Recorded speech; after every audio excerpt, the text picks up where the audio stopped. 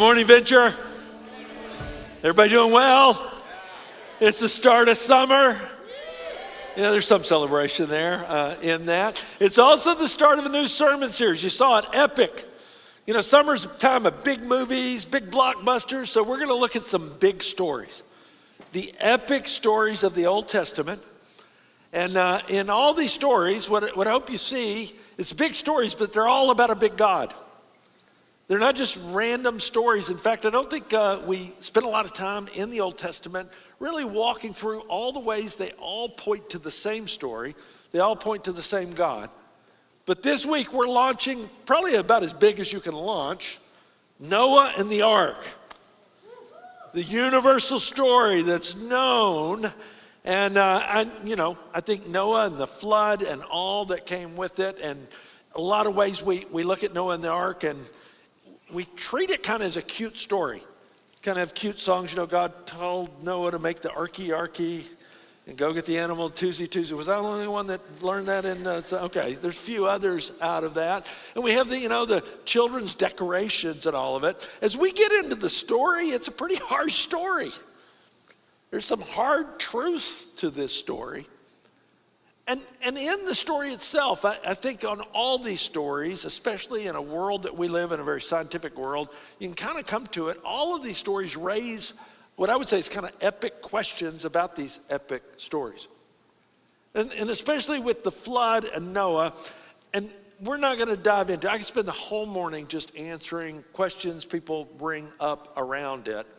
A few questions in it. Some people will ask me, Tim, do you think it was a worldwide flood or a localized flood? Some biblical scholars teach a localized flood. There's a case to be had for it. I believe it was a worldwide flood. I think the language speaks to it. I think theologically what God's doing in tying into Genesis 1 and all that, for me, it speaks to a worldwide flood. And if you look at, it's interesting, about 10 years ago in the New York Times, there was an article and it was talking, and part of the article it quoted, as scholars have looked at, these flood stories that are in almost every culture. If you look at it, almost every culture, civilization had some kind of flood myth, whether it's the Epic of Gilgamesh that has a flood story, or in India, Lord Vishnu sent the human out with the seeds of humanity in a boat in it.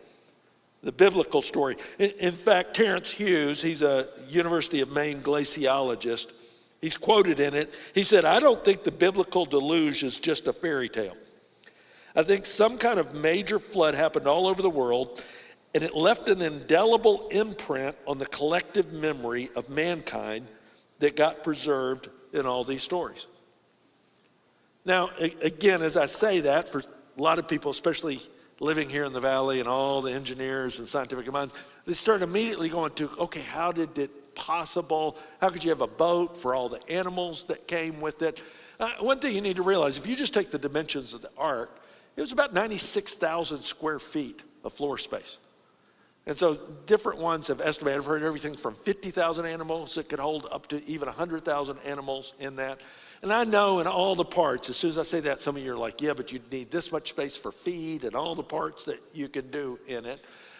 Here's what I'd encourage you. I've never been there. There's a place in Kentucky. They have this ark experience. They've built an ark there.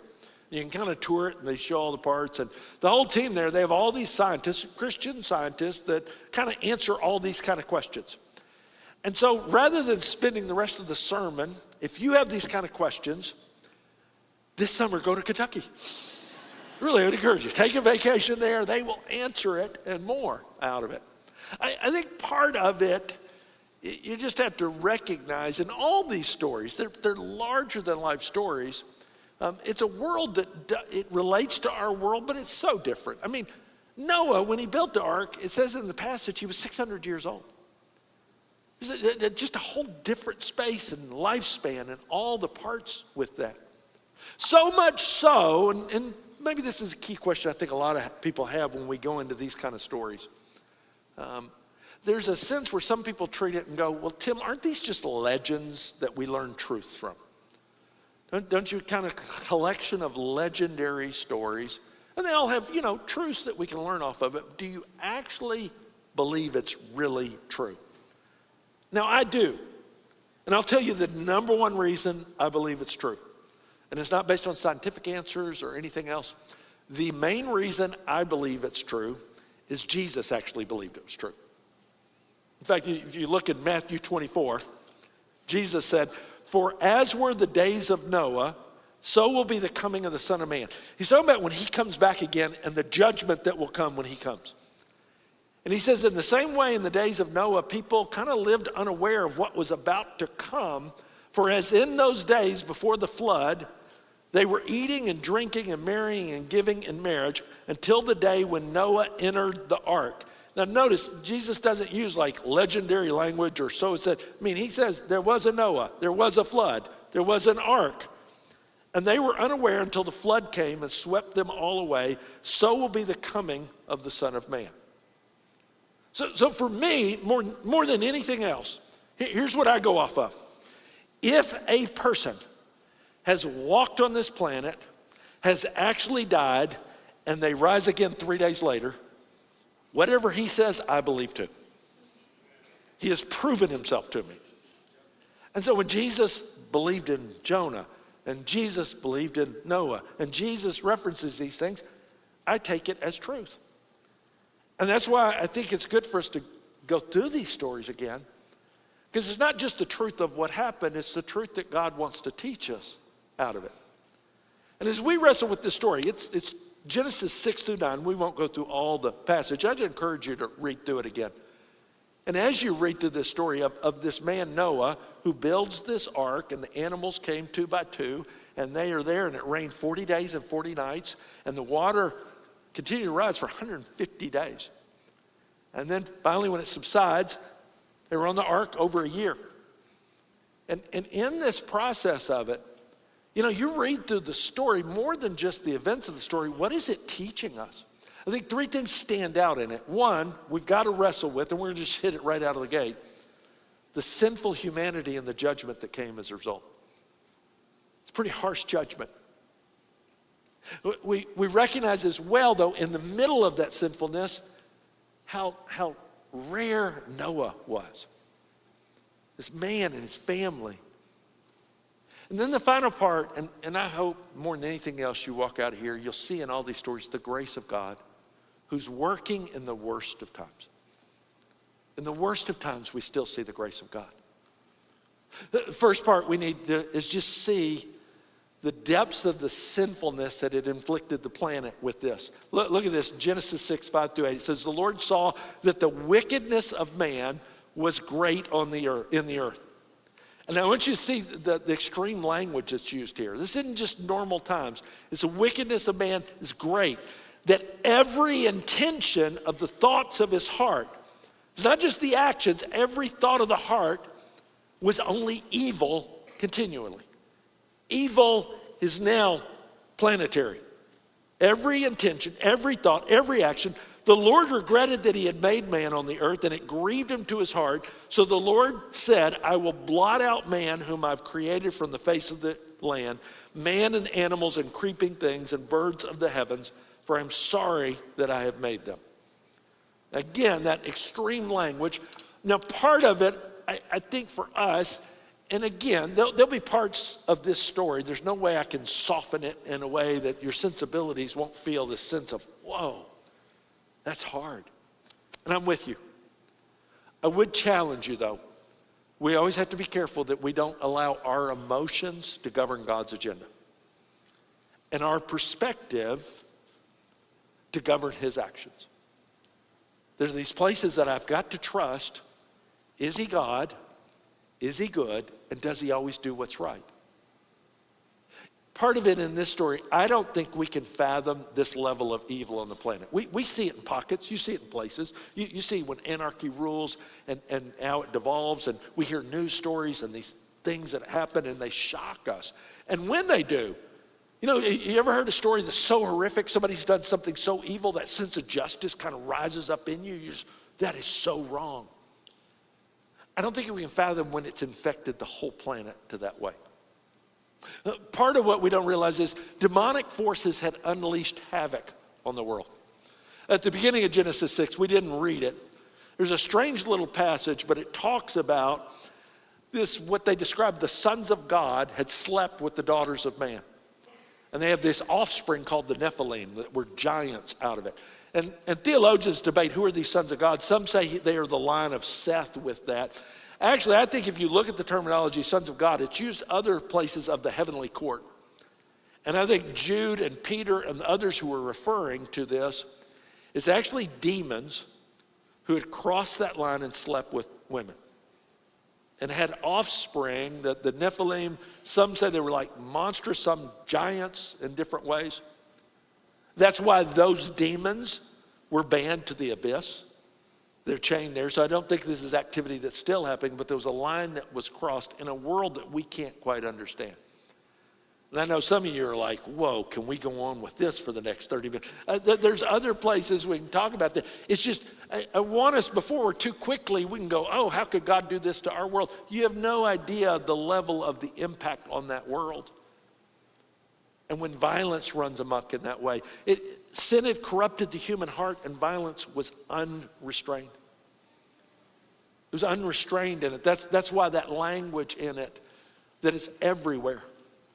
That evil is everywhere.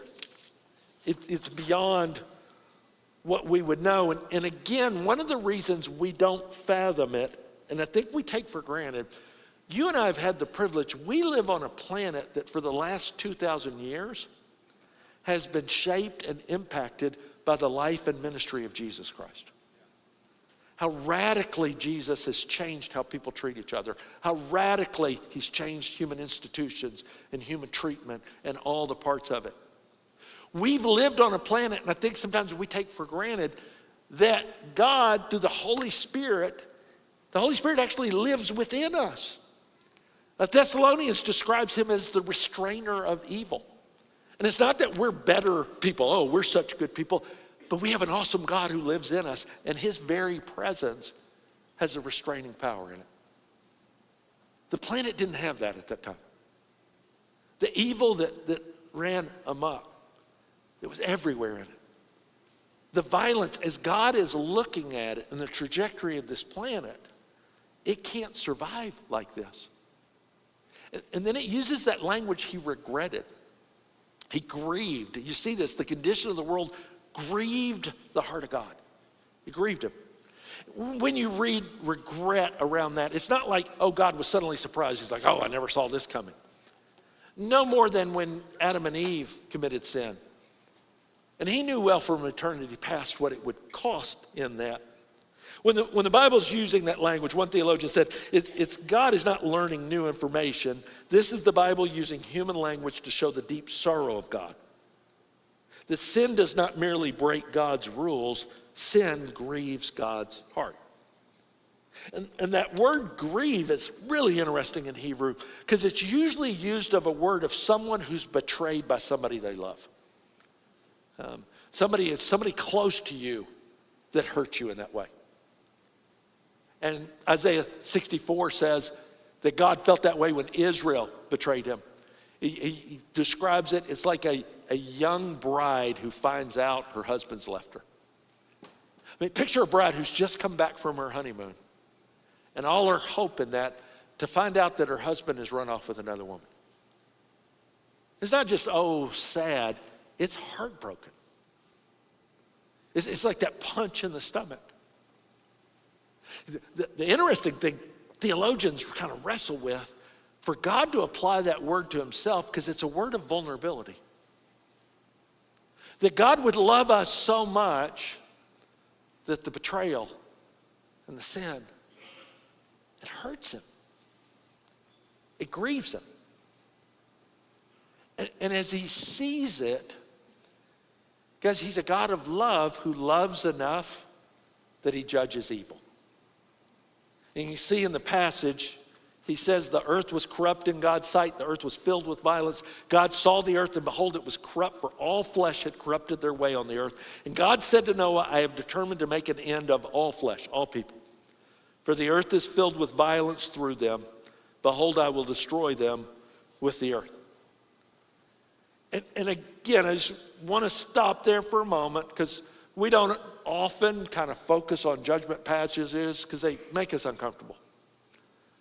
We love to talk of the love and the mercy and the compassion of God, which we should. But we have to recognize that God's judgment was severe because the sin is so serious. And I would say in it, a God who never judges evil is not loving. If God were to look at evil, if God were to look at the violence, if God were to look at the outrage and kind of just shrug it off and go, well, it's okay. That's not a loving God, guys. And we know that. There's things that, as I said earlier, there's news stories, there's things you hear, there's things of injustice that you look at and you go, that's so wrong, that something boils up in you.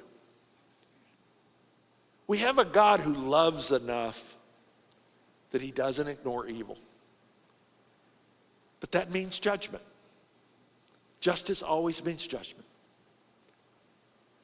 And in it, when you read through this, I think the hardest part when you go a judgment across the planet, you go, Tim, what about the children? And that's where my emotions as well, I can feel that. As you look at it, because some will say, well, the children were innocent. All of us are fallen. All of us are sinners. The children, I think, were probably the greatest victims on the planet at that time. When you see this level of injustice and evil, usually those who are victimized the most are children. We see it in our culture today. It's one of the reasons, one of the key things we do at Venture when we're giving, and you give to outreach, we're a part of breaking those cycles of injustice where there's sexual slavery and there's sexual abuse and that in different parts of the world. Because we believe that's what the gospel calls us to as well. And I would just say those children who are not at a place where they could do any of those actions, they're not at a place of moral culpability with that. That while they lost their life here, they were in Christ. They experienced eternity. And again, I know that doesn't soften the thought of any dying in that way. But I do trust. I trust the God of goodness in so many ways, who shows up in so many parts of it. That even when I don't fully understand, I trust that his way is just and good. I can feel it across the room, that sense of settledness of, oh, this is hard. And again, I don't want to overemphasize, but I think it's important for us to realize, guys, sin is serious. Sin is devastating.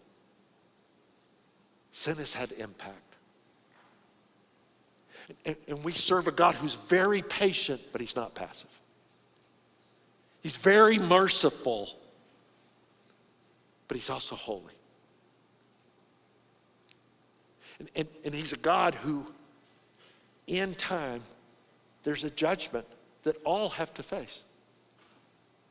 Now, what you see in this story, that even in the middle of a culture that's like this, even in the middle where there's a whole planet like this one person, Noah, that stands out in it. And I think that's the second part, is just stop for a minute and think about this man, Noah. One of the things that said, Noah walked with God in a world that was running from God. In a world where everybody else is going the other direction, Noah walked with God. Here's the first description of Noah. Noah was a righteous man, blameless in his generation. Those words, by the way, doesn't mean he was sinless. You can read in the story in Genesis, Noah commits sin. He makes some awful mistakes later. But he's righteous before God. Why? Because he walked with God. That was the difference maker. He did life with God. This is true of anybody, by the way. Anybody that you know that the term righteous is applied to us, it's only because of God and doing life in God and with God. And so in a world where everybody lives one way and they look one way and they're running one way, you have this one guy who chose to do life with God. And because of that, he was different. Because of that, he's going to become real strange to these people. Because God calls him to do radical things in that. And I'll just say this, if you choose to walk with God, I don't care who you are, at some point you're going to find yourself out of sync with the world around you. Young person, if you choose to passionately walk with Jesus Christ, you're going to find peers and friends or a campus. Some of you in your workplace and that, and you feel out of sync all the time, that may be an indication that, man, you're really close to Jesus. And it's hard because you can kind of feel stupid or foolish in it at the time. I mean, picture, if you will, if you saw a group that was at a party. Let's say you came into a room, there's a party and everybody's dancing. And you hear the song playing and everybody's dancing, some better than others. I won't show you my dance moves. It will mar the sermon, so we will just that. But you can see, everybody's kind of dancing. And then you look over and there's one person and they're totally out of sync. Like when everybody's doing this, they're doing a different. And they're on a different beat. And everything about them, you're like, what is up with them? As you walk closer, though, you realize, oh, wait, they have headphones on. They're listening to a different song. They're moving to a totally different beat. You kind of come up and listen to their song, and you go, oh, this makes sense based on what they're listening to. I would say that's the image of Noah. And by the way, it can be how we feel and are sometimes in a culture that follows a totally different tune. In a culture that follows totally different values. Man, we are called to be people that we're listening to a different song. And it may not make sense to people that look at it, and sometimes you feel kind of awkward. Sometimes you stick out a little bit. Noah stuck out. Made a difference. The second thing you see with Noah, he believed God before he saw the evidence. He believed God before he had ever was proved anything that God was telling him. Look how it puts in the Hebrews. It says, by faith Noah, being warned by God concerning events as yet unseen, in reverent fear constructed an ark for the saving of his household. See, because he so respected what God said, he just listened to God when God told him to do something that he had no way he could see. Because remember, at this time period, there was no rain. The way the world was, some people think it was a canopy of water. That's why they lived so long. We don't know, but they had not experienced rain on the planet. And here comes God, and he says, hey, Noah, I want you to build a huge boat called an ark. Why would I do that? Because it's going to rain. What's rain? It's water coming down from the sky. It's going to come down so much, it's going to flood. It's going to open the floodgates of all of it. Guys, all of this would be strange as Noah hears it. He doesn't in any part see it yet, but he does it. He's willing to step out by faith. And by the way, when he's doing it, I was sitting there thinking about it. When God asked me to do kind of radical things, I don't know about you, but I'm always like, can we just keep this a secret between you and me until, we really prove this is you and nobody thinks I'm stupid? Noah couldn't keep it a secret. You don't build an ark and keep it a secret. In fact, he probably built it over about 100 years plus. So here you are day after day, hammering board after board. And all the neighbors come by and everybody sees you. You imagine? I mean, it's probably known. Oh, have you seen Noah's Folly? You're building a big boat and we don't live anywhere near the seas. He's building this. He keeps saying this rain is coming. Oh. But here's the thing about Noah. He didn't go off of what they said. I love this line of the Puritan Thomas Manton. He says it this way. He says, the people of this world did not tremble with fear until the water reached the rooftops.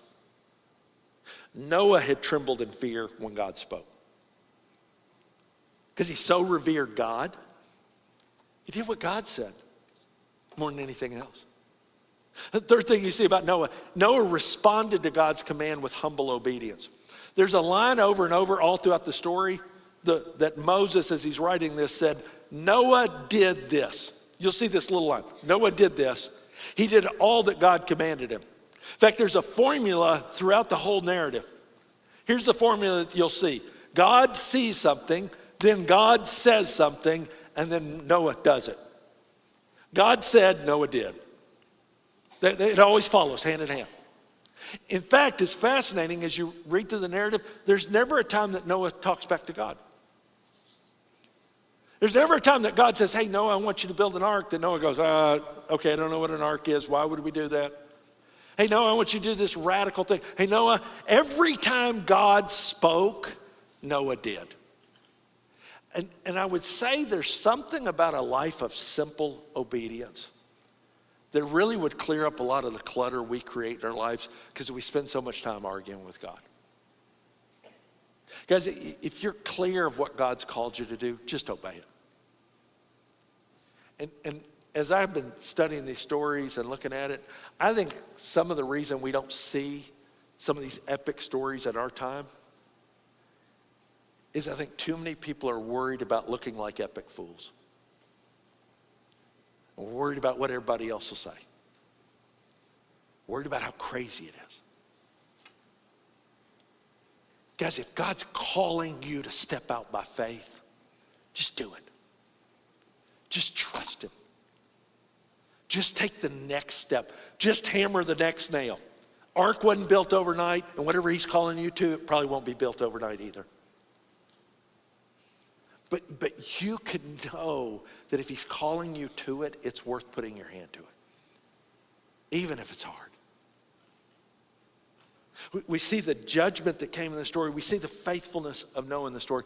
Here's the overarching thing. If you leave with nothing else, though, I want you to leave with the grace of God in this story. The grace of God in the story. Where do you see the grace of God? Well, the first thing, grace came before Noah's obedience. Everything I just told you about Noah, he was a righteous man. He did all these things. We started and looked at verse 9. Look what verse 8 says before it ever talks about Noah. But Noah, it talked about how evil the world was, but Noah found favor in the eyes of the Lord. Before Noah ever responded, before Noah ever did anything else, that word favor, it actually means grace. It's God's graciousness. In an evil world, God extended graciousness to Noah. He's a God of grace that comes. And the reason I say that, I don't want us to turn this message. We can turn these stories sometimes into morality tales that really lift up the people in them. And kind of if you walk away and you go, well, Noah was good enough, so God saved him. No, that is not the teaching of this story.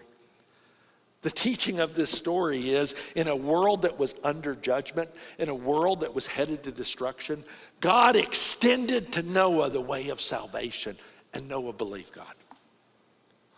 By faith, Noah received the grace that God had given.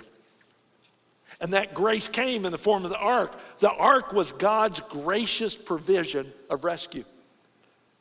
Guys, the ark was not Noah's idea. Salvation never is our idea. It always started with God. The ark was God's idea. And God didn't tell Noah, hey, it's a bad world. Why don't you build a tower and let's get an army and we'll destroy the rest of the world. God didn't tell Noah, hey, why don't you build a mansion? You can live it up for a while you can. No, God came up and he said, I want you to build an ark because it's a way of salvation. And it was God who saved them. You read in this, when the time came, the floods came, and those that entered, Noah and his wife, his 3 sons and their wives, male and female of all flesh, they went in as God had commanded them. God's the one that told them, hey, you better get in. Hey, it's time. And then look at this line, and the Lord shut him in. Noah and his family, they're secure because God shut the door.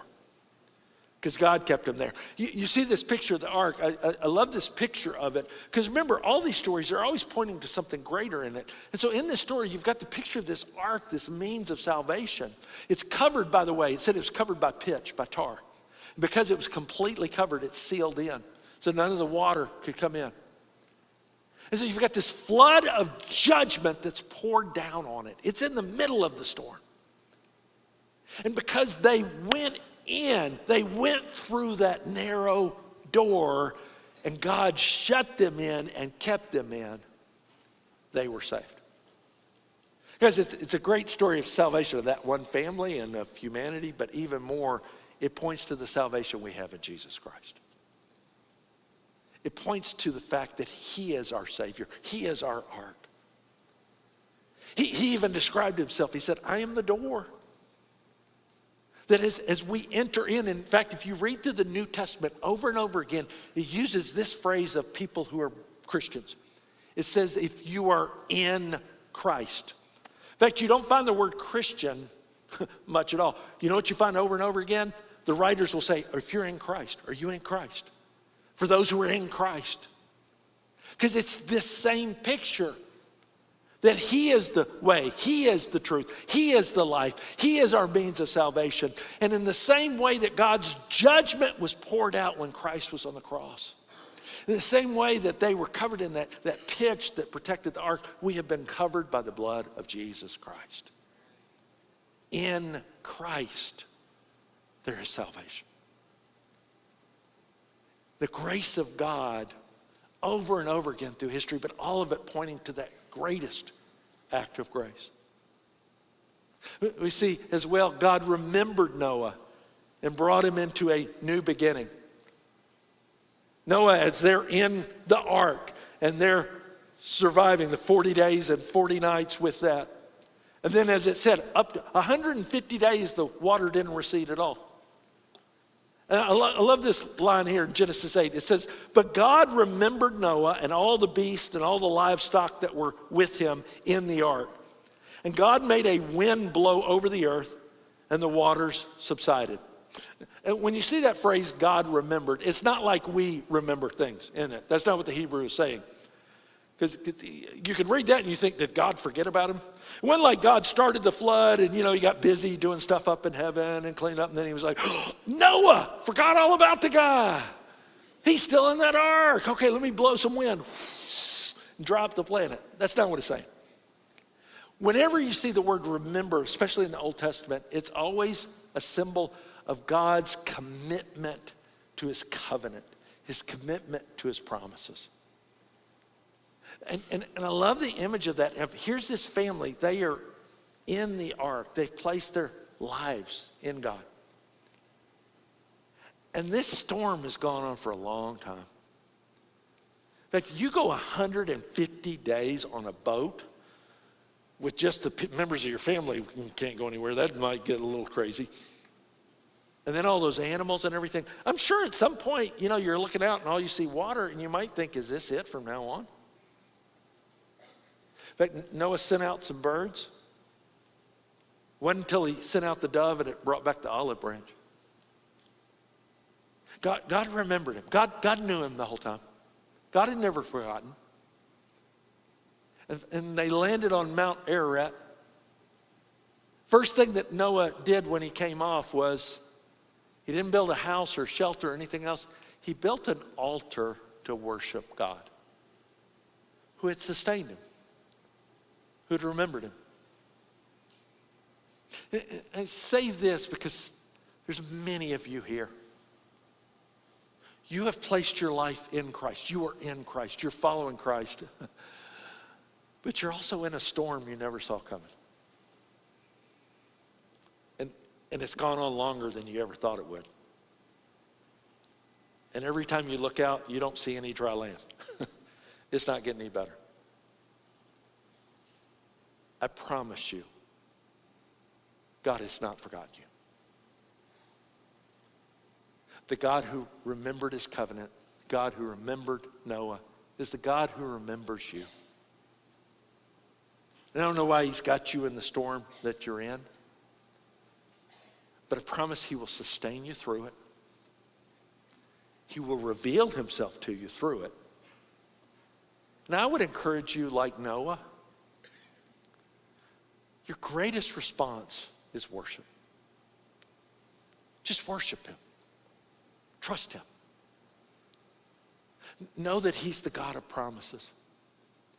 In fact, I love the grace he shows. The rainbow is evidence of God's covenant promise.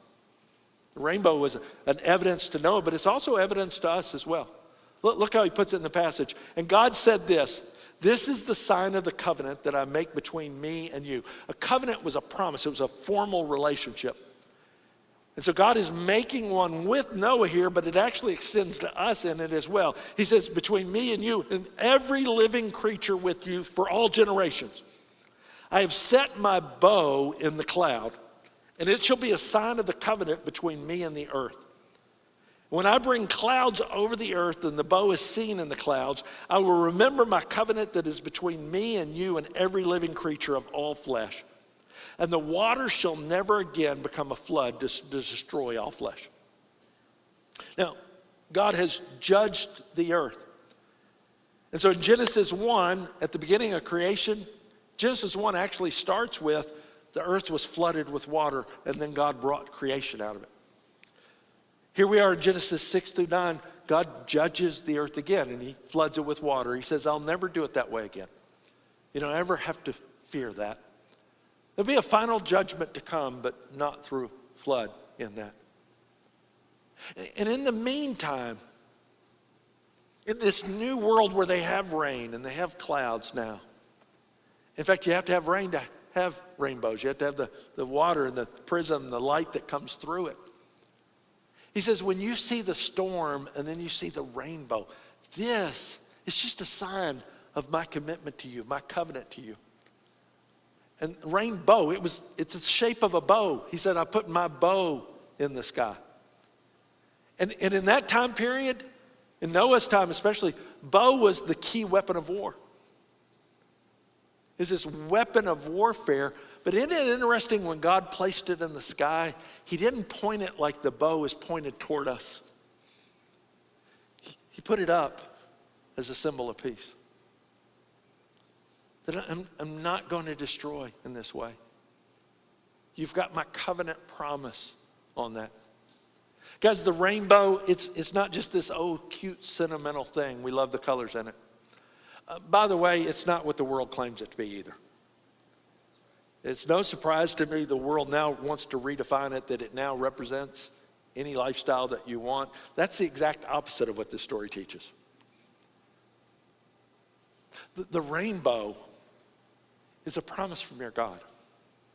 And when you see it, for me, it's so symbolic in it because you take the two together. You had the storm of his judgment and then the rainbow of the new life with it.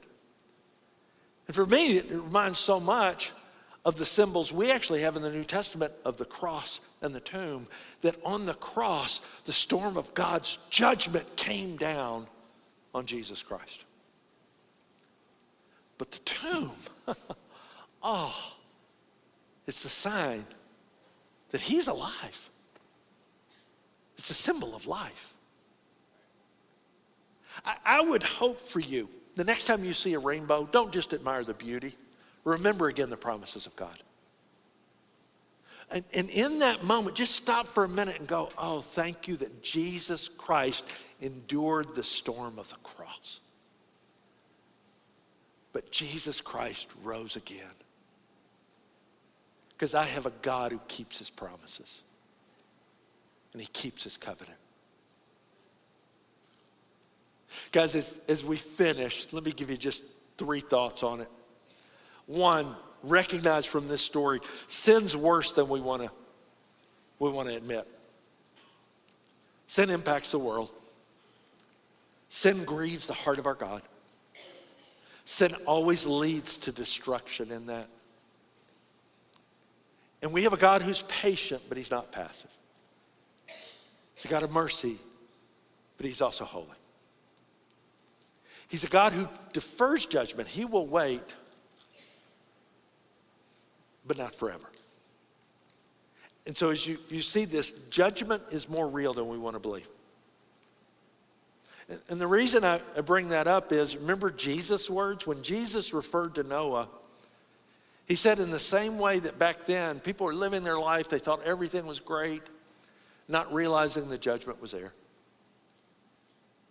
And I'd say for each of us, we don't know the day or the time, so I don't say this to scare you, but I do say this to sober you.